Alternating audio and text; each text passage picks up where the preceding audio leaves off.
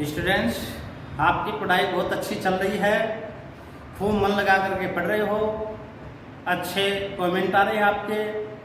Test भी बहुत उत्साह के साथ दिया था। शिक्षा मंत्री की 2 सितंबर को एग्जाम कराने की पुनः घोषणा की गई है। अतः और ज़्यादा मेहनत करें, अपनी सारी ऊर्जा, सारी क्षमता बिल्कुल तैयारी पे लगा दें और सिलेक्शन निश्चित ही हो। दिन रात उठते बैठते प्रश्नों के स्वप्न आने चाहिए। चलिए अब हम क्लास को आगे बढ़ाते हैं। ब्रिटिश शासन का भारतीय अर्थव्यवस्था पर प्रभाव, इसका हमने प्रथम चरण उपनिवेश के चरण कर लिया था। द्वितीय भाग हम पढ़ रहे थे ब्रिटिश भू राजस्व। ब्रिटिश भू राजस्व में हमने 3 प्रकार की मुख्य व्यवस्थाएं थी। पहली थी स्थायी बंदोबस्त। इसके आप मेरे को जवाब दोगे। स्थायी बंदोबस्त कब लागू किया गया? 1793। किसके द्वारा? कॉर्नवालिस के द्वारा। इसमें भूमिका मालिक किसे माना गया था? जमींदार को। आज हम एक नई भू राजस्व व्यवस्था पर चर्चा कर रहे हैं जो कहलाती है रैयतवारी प्रथा या रैयतवारी प्रथा। यह रैयत क्या होता है? रैयत का मतलब होता है किसान। रैयत का मतलब हो गया किसान। जमींदारी प्रथा में जहां भूमि का मालिक जमींदार को माना गया था, वहां रैयतवारी प्रथा में किसको माना गया है? किसान को। ये क्या था? ध्यान से सुनेंगे तुलनात्मक रूप से जमींदारी प्रथा से। देखो, ये जो व्यवस्था थी ये सर्वप्रथम 1792 में मद्रास के 12 महल जिले में कैप्टन रीड और थॉमस मुनरो के द्वारा प्रारंभ की गई थी। इसमें क्या था? इसमें भूमि का मालिक किसान को माना गया था। जमींदारी प्रथा में भूमि का मालिक माना गया था जमींदार को। अब किसान भूमि का मालिक होगा। किसान भूमि को बेच सकता है, किसान भूमि को गिरवी रख सकता है और कंपनी के खजाने में किसान प्रत्यक्ष रूप से भू राजस्व जमा करवाएगा। इसमें किसी बिचौलिया का कोई प्रतिनिधित्व नहीं था। तो ये व्यवस्था थी, ये कहलाती है रैयतवारी। देखें, इसका प्रारंभ है 1792 में मद्रास के 12 महल जिले से प्रारंभ। ये काफी बार एग्जाम में आया है, वेरी वेरी इंपॉर्टेंट। इसके कौन है? कैप्टन रीड और थॉमस मुनरो। इसे मद्रास प्रेसिडेंसी में लागू किया गया 1820 में। बम्बई प्रेसिडेंसी में लागू किया गया 1825 में। फिर ये पूर्वी बंगाल, असम तथा पूर्व क्षेत्र था कर्नाटक का। एक यहाँ से प्रश्न बन रहा है कि रैयतवारी प्रथा को कहाँ लागू किया गया? तो देखें कहाँ लागू किया गया। पहला मद्रास, दूसरा बम्बई उस समय की, तीसरा ये लागू किया गया पूर्वी बंगाल, चौथा असम और कुरुक्षेत्र जो कर्नाटक में पड़ता था। भूमि का मालिक किसे माना गया? किसान को। किसान ही सरकार को भू राजस्व जमा कराने के लिए उत्तरदायी माना गया। अच्छा, अंग्रेजों के दिन जो भूमि थी उसके कितने प्रतिशत भाग पर यह लागू की गई थी? 51% आप बता सकते हो? जमींदारा प्रथा या जागीरदारी प्रथा कितने प्रतिशत पर थी? वो 19% पर थी। इसकी विशेषताएं देखें। इसकी विशेषताएं, सरकार एवं किसान के बीच कोई बिचौलिया वर्ग नहीं था, मतलब कोई जमींदार नहीं था। भूमि का स्वामित्व किसानों को दिया गया जिससे वे भूमि का विक्रय कर सकते थे एवं गिरवी रख सकते थे। लगान की अदायगी न होने पर भूमि जब्त की जा सकती थी।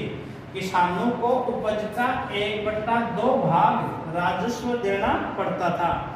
देखें, ये भू राजस्व की दर बदलती रही है। 1/2, 50%, 55% और कुछ जगह अन्य करों के साथ साथ इसको 80% तक बढ़ा दिया जाता था। पर व्यवहारिक रूप से हम यूं कहें उन्होंने 1/2 भू राजस्व कंपनी को देना पड़ता था और इसमें प्रावधान किया गया था 30 वर्ष बाद इसकी समीक्षा की जाएगी। अच्छा, इसके परिणाम देखो, रेतवाड़ी के क्या परिणाम निकले। इस प्रथा का जो परिणाम था, एक तो जो भू राजस्व दर 1/2 थी, ये अधिक थी और इसको बढ़ा करके और अधिक कर दिया। तो इसका सबसे बुरा परिणाम था अत्यधिक भू लगान लेने से किसानों का शोषण, एक। और दूसरा इसका था महाजन वर्ग का उदय। ये इंपॉर्टेंट है, महाजन वर्ग का उदय। जैसे जमींदारी प्रथा में बीच का जो दलाल वर्ग उत्पन्न हुआ था, बिचौलिया वर्ग, उसी तरह यह महाजन वर्ग का उदय हुआ। ये महाजन वर्ग क्या था? देखो, किसान के पास उपज कम हो पाती थी और वो भू राजस्व नहीं दे पाता था, फिर अपने परिवार पर खर्चा, विवाह शादी का खर्चा, बीमारी पर खर्चा, किसान के पास कुछ नहीं बचता था। तो इस वक्त वो महाजन से ब्याज लेता, ऋण लेता और ऋण लेकर के लगान चुकाता। ये महाजन अनपढ़ किसान से ऊंची दर पर ऋण देता, किसान के अंगूठे लगाता और किसान को ब्लैकमेल करता। तो इससे रेतवाड़ी से एक महाजन वर्ग का, नया वर्ग का उदय होता है। आपने फिल्म देखी होगी दामोदर, जिसमें नरगिस दत्त, राजकुमार, सुनील दत्त उन पर आधारित है। उसमें इनका बहुत अच्छा चित्रण किया गया है, किसानों की दुर्दशा, कि यहाँ सुनील दत्त अनाज उत्पन्न करता है, महाजन साहूकार पुलिस वालों को लेकर के अनाज लेने के लिए आ जाता है। उसमें खूब अच्छा वर्णन किया है इसका। ये पहली फिल्म भी थी जो ऑस्कर के लिए नामांकित हुई थी। तो एक बार पुनः सुन लेंगे इस पर कौन कौन से प्रश्न आ रहे हैं। रेतवाड़ी प्रथा कब लागू की गई? 1752 में। कहाँ से प्रारंभ? मद्रास के 12 माइल जिले से प्रारंभ। किसके द्वारा लागू की गई? Captain Read Thomas Munro. रेतवाड़ी कहाँ का लागू हुई? मद्रास, मुंबई, पूर्वी बंगाल, असम, पूर्व। भूमि का मालिक किसे माना गया? किसान को। कितने प्रतिशत भूभाग पर थी? 51%। और इसका परिणाम क्या था? एक महाजन वर्ग का उदय। स्टूडेंट्स, अब हम लेते हैं तीसरे नंबर की भू राजस्व व्यवस्था। तीसरे नंबर की भू राजस्व व्यवस्था थी महालवाड़ी प्रथा। इसको सुने ध्यान से। महालवाड़ी प्रथा ये क्या थी? ये जो महाल शब्द है, महाल का अर्थ होता है गांव, या महाल का अर्थ हो गया जागीर, गांव या जागीर। इसमें भू राजस्व के लिए पूरे महाल को या पूरे गांव को जिम्मेदार माना गया। इंपॉर्टेंट है। जमींदारी व्यवस्था में जमींदार को, रेतवाड़ी व्यवस्था में किसान को भूमि का मालिक वह कर देने के लिए उत्तरदायी माना गया। इसमें पूरे गांव को या पूरी जागीर को उत्तरदायी माना गया। ये जो मालवाड़ी व्यवस्था थी ये द्विस्तरीय थी। कैसे द्विस्तरीय? इसमें दो तरह का समझौता किया गया था। एक तो पूरे गांव को कर जमा कराने के लिए उत्तरदायी माना गया और इसी में पूरे गांव को गांव के साथ उसके मुखिया या लंबरदार के माध्यम से जमा करवाएगा। तो ये जो भू राजस्व व्यवस्था थी, ये भू राजस्व व्यवस्था द्विस्तरीय भू राजस्व व्यवस्था थी। अच्छा, इसकी एक और विशेषता सुनो। इसमें क्या था? इस व्यवस्था में संपूर्ण ग्राम अथवा महाल को भू राजस्व देने के लिए उत्तरदायी माना गया। मतलब इकाई क्या हो गया? संपूर्ण ग्राम अथवा महाल। उसमें था जमींदारी में जमींदार, रेतवाड़ी में किसान। गांव के लोग अपने मुखिया नंबरदार के माध्यम से भू राजस्व जमा करा सकते थे। ये व्याख्या हुई इस महालवाड़ी प्रथा का। इसके नाम से महाल गांव, पूरा गांव उत्तरदायी होगा। किसके माध्यम से जमा करवाएगा भू राजस्व? अपने मुखिया या लंबरदार के माध्यम से। अच्छा, अब देखो इसके तथ्य क्या था? ये 1819 में हॉल्ट मैकेंजी द्वारा प्रारंभ। और यह सबसे पहले का प्रारंभ की गई थी आगरा तथा अवध में। 1822 में रेगुलेशन 7 के द्वारा इसे कानूनी मान्यता प्रदान की गई थी। और अंग्रेजों के अधीन जो भूमि थी वो उसके कितने प्रतिशत भाग पर थी? 30। जमींदारी कितने पर थी? 19। रेतवाड़ी कितने पर थी? 51। ये कितने प्रतिशत पर हो गई? 30% भाग पर। अच्छा, एक और अच्छा प्रश्न आता है। ये जो व्यवस्था 1833 में आर मार्टिन बर्ड ने उत्तरी भारत में इनके निर्देशन में इसकी नियमावली तैयार की गई, पूरी रूपरेखा तैयार की गई। तो उत्तरी भारत में इसका प्रवर्तक किसे माना जाता है? मार्टिन बर्ड को। इस व्यवस्था में संपूर्ण ग्राम अथवा माल को भू राजस्व देने के लिए उत्तरदायी माना गया। गांव के लोग अपने मुखिया या लंबरदार के माध्यम से भू राजस्व जमा करवा सकते थे। अच्छा, परिणाम देखो, इसका भी परिणाम क्या हुआ? एक तो अत्यधिक भू लगान होने से किसानों का शोषण अधिक हुआ। एक भू लगान अनुमान पर आधारित था तो अधिकारी ज्यादा भू लगान निर्धारित करते थे। एक देखो, ये नया पॉइंट है, सामाजिक विखंडन। ये सामाजिक विखंडन क्या था? सामाजिक विखंडन ये था, ये जो मुखिया होता था, मुखिया या यूं कहें लंबरदार, ये जो भू राजस्व गांव से एकत्रित करके जमा करवाता था, तो इसमें बीच में लंबरदार अपने प्रभाव से कुछ जमीन स्वयं किसान जो कर नहीं दे पाता था अपने नाम कर लेता था, अपने भू राजस्व नहीं जमा करवाता था। तो इस तरह से कहने का मतलब ये लंबरदार जो है, लंबरदार उभरे। इन लंबरदारों ने गांव के किसानों का शोषण किया और एक तरह से सामाजिक विखंडन के रूप में प्राप्त होता है। तो इस तरह से अंग्रेजों ने 3 भू राजस्व व्यवस्था लागू की गई और तीनों का एक ही परिणाम था, अत्यधिक भू राजस्व। किसानों से अधिक भू राजस्व के रूप में ले लिया जाता था। किसान भूखमरी, गरीबी और आर्थिक शोषण के शिकार होते थे और अंग्रेज दिन प्रतिदिन समर्थ होते जाते थे। आप याद कर लोगे, तीनों को तुलनात्मक रूप से कर लेना। जमींदारी प्रथा कब की? 1793 कॉर्नवालिस। ये रेतवाड़ी कब की? 1792 कैप्टन थॉमस मुनरो। और ये मालवाड़ी कब की? 1819 हेल मैकेंजी। जमींदारी में भूमि का मालिक कौन? जमींदार। रेतवाड़ी में किसान और मालवाड़ी में पूरा महाल या पूरा गांव। वो कितने प्रतिशत पर थी? 19। दूसरी रेतवाड़ी 51 और ये कितने प्रतिशत पर थी? 30%। जो जमींदारी प्रथा थी उसमें किसका उदय? बिचौलिया वर्ग का। और रेतवाड़ी में किसका उदय? महाजन वर्ग का। और इसमें मालवाड़ी में किसका? लंबरदार का। तो इस तरह से कुल मिलाकर के अंग्रेजों ने अपने हित को देखते हुए आर्थिक नीतियां प्रारंभ की और हमारे किसानों का अधिक से अधिक आर्थिक रूप से शोषण किया। स्क्रीनशॉट ले लेंगे। अब हम देखते हैं अगला पॉइंट, कृषि पर प्रभाव व कृषि का वाणिज्यीकरण। मतलब अंग्रेजों की जो ब्रिटिश नीति थी, अंग्रेजों की जो ब्रिटिश आर्थिक नीति थी, उसका कृषि पर क्या प्रभाव पड़ा और कृषि का वाणिज्यीकरण। देखो, उनकी आर्थिक नीति का कृषि पर यह प्रभाव पड़ा, किसान गरीब होते गए, किसानों की स्थिति दयनीय होते गई, उनसे अत्यधिक भूकर ले लिया, वो महाजनों के चंगुल में फंसते गए। किसान भू राजस्व देने के लिए महाजनों से ऋण लेते और जो अत्यधिक उच्च ब्याज दर पर होता था वो ब्याज दर नहीं चुकाई जाती तो क्या करते? महाजन किसानों की भूमि हड़प लेते थे। तो इसका कृषि पर हुआ ये प्रभाव। अब एक इसको सुनेंगे, कृषि का वाणिज्यीकरण। ये क्या था कृषि का वाणिज्यीकरण?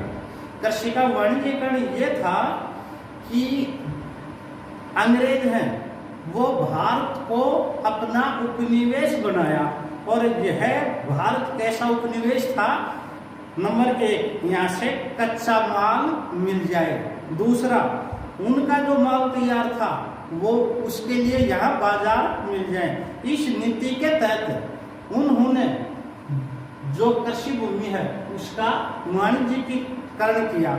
किसानों को प्रलोभन दिया और उनसे जो विदेशों में अधिक मांग थी वो फसलें यहाँ पर पैदा करने के लिए प्रोत्साहित किया। तो देखें कौन कौन सी फसलें थी। कपास, जूट, नील, कॉफी, चाय, मूंगफली, गन्ना आदि वाणिज्यिक फसलों को प्रोत्साहन दिया अपने हित के लिए। अंग्रेजों ने वाणिज्यिक फसलें यहाँ पैदा करनी प्रारंभ की, मतलब अधिक उत्पादन के लिए जोर दिया। इनमें भी सबसे अधिक महत्व दिया कपास का, सबसे अधिक कपास पर महत्व दिया। अच्छा देखो इसका क्या परिणाम निकला। वाणिज्यिक फसलों का ये परिणाम निकला कि यहाँ की जो भूमि में जो खाद्यान्न, अन्न, गेहूं, चावल, बाजरा, जौ, मक्का इनका जो उत्पादन होता था वो कम हो गया और वाणिज्यिक फसलें अधिक हो गई। इसका परिणाम ये हुआ भारत में समय समय पर बड़े बड़े भयंकर अकाल पड़े। ब्रिटिश भारत में अकाल काफी संख्या में अकाल पड़े, पर एग्जाम की दृष्टि से हम मात्र 3 अकाल करेंगे जो महत्वपूर्ण है। एक तो अकाल पड़ा था 1866-67 में और ये अकाल कहाँ पड़ा था? बंगाल, बिहार, उड़ीसा, और जिसे भारतीय कृषि के इतिहास में क्या कहा गया? आपदा का महासागर या आपदा का महाकाल। इस काल के अकाल के प्रभाव को कम करने के लिए उस समय गवर्नर जनरल था जॉन लॉरेंस। इन जॉन लॉरेंस ने एक आयोग गठित किया जो कैंपबेल आयोग के नाम से जाना जाता है। अब देखो इंपॉर्टेंट क्वेश्चन हो गया, आपदा का महासागर कब पड़ा? 1866-67 या निम्नलिखित में से कौन सा अकाल आपदा का महासागर कहलाता है? तो कौन सा काल हो गया? 1866-67 का बंगाल, बिहार, उड़ीसा का काल।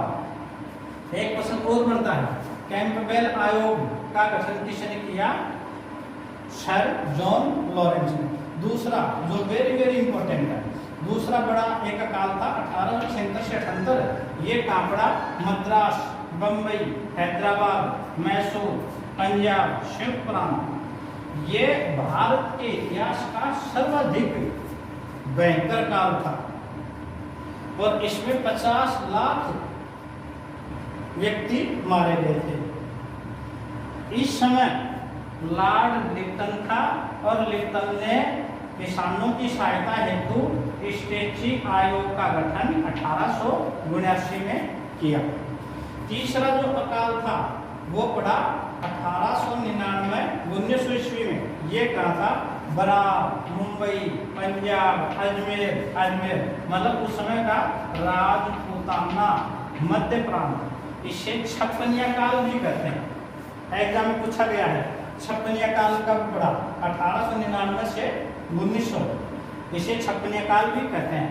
और इस समय गवर्नर जनरल था लॉर्ड कर्जन। कौन था? Lord Curzon. कैनिंग था 1897 की क्रांति में। तो कर्जन ने कौन सा आयोग गठित किया गया? मैकडोनाल्ड आयोग। इस तरह से कृषि का वाणिज्यीकरण किया, जिसका परिणाम अकाल पड़े भारत में। अकालों के लिए अकाल आयोग गठित किए गए, परंतु विशेष प्रयास अंग्रेजों द्वारा नहीं किए गए। इसी स्थिति का एक वर्णन है जॉन शुल्विन ने किया है। जॉन शुल्विन ने क्या वर्णन किया है? पहले मैं सामान्य भाषा में बताऊं आपको कि भारत की प्रमुख सिंचाई परियोजना या मुख्य नदी है गंगा, और ब्रिटेन का जो लंदन शहर है वो बसा हुआ है टेम्स नदी पर।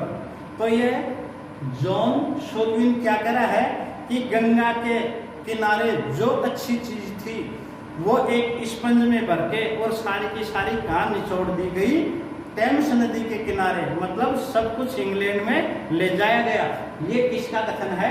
जॉन शुल्विन का। सुने, हमारी प्रणाली एक ऐसे स्पंज के रूप में काम करती है जो गंगा के किनारों से प्रत्येक अच्छी वस्तु को ले लेती है और फिर टेम्स, कौन सा शहर बसा है, लंदन, टेम्स नदी के किनारे निचोड़ देती है। इस तरह से ब्रिटिश सरकार का सबसे बुरा प्रभाव है वो हमारा आर्थिक रूप से शोषण है, और हमारा सारा धन गंगा नदी पर उठने वाले बादल और वहां जाके टेम्स नदी के मैदान में वर्षा करते हैं। हमारा पूरा धन ब्रिटेन में गया। सबसे बुरे पहलू हैं ब्रिटिश सरकार का। इन्हीं का हम अगले जो टॉपिक है, एक तो धन निष्कासन का सिद्धांत और एक भारत के उद्योगों का विनाश और आधुनिक उद्योगों का प्रभाव, उसमें इस चीज को और भी विस्तार से करेंगे। तो स्टूडेंट्स, ये टॉपिक बहुत इंपॉर्टेंट है अर्थव्यवस्था का, और हम जो बोर्ड पर लिख रहे हैं इसको आप सभी अपनी कॉपी में नोट्स के रूप में उतार लोगे। ये एक नहीं कई जगह से कलेक्ट किया हुआ मैटर है और एक भी % इससे बाहर नहीं जाएगा।